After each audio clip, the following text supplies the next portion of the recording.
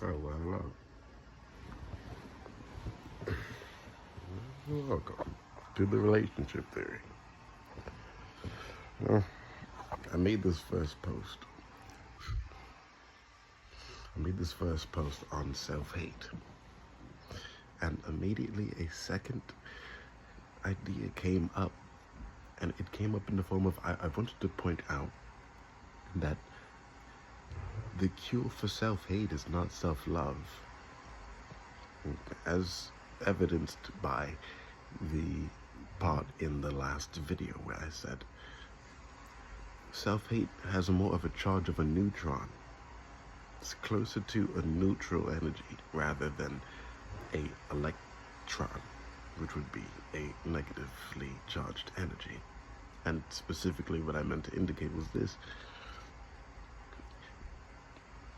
regardless of what the charge is, what makes something real in this world is density. The denser something is, the closer to reality it is in this life as a solidifying element that we get to experience. And that is the same by which we express ourselves. If you ever deeply, truly feel an emotion within you enough, what comes out of you is the proof, the evidence of your experience. So if you feel joy because of something, that joy will translate into the thing that you have in your life.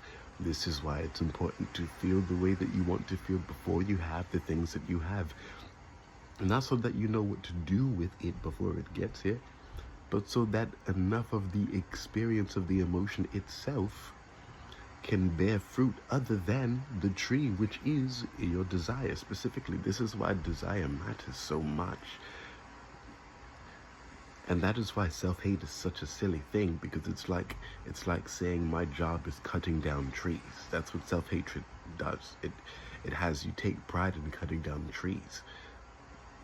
Eventually the woodworker is going to run out of a job when he realizes there are no more trees to be cut. Because every time he plants a tree to cut it down, he has to wait for the tree to grow up. So then how does a woodworker take pride in growing trees just to cut them down? Unless the woodworker stays closely affiliated with his line of work so that he never has to concern himself with how many trees there are that need to be cut, because there are so many other more people growing trees. You see, there's room for everyone. That's why the cure for self-hate is not self-love. You don't need self-love. If you love yourself, you'd be doing the things that garner the type of emotions you want to feel, because you have an intention on experiencing things in this life. This life is not just plays.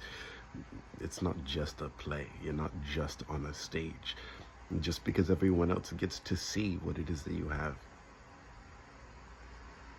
does not mean that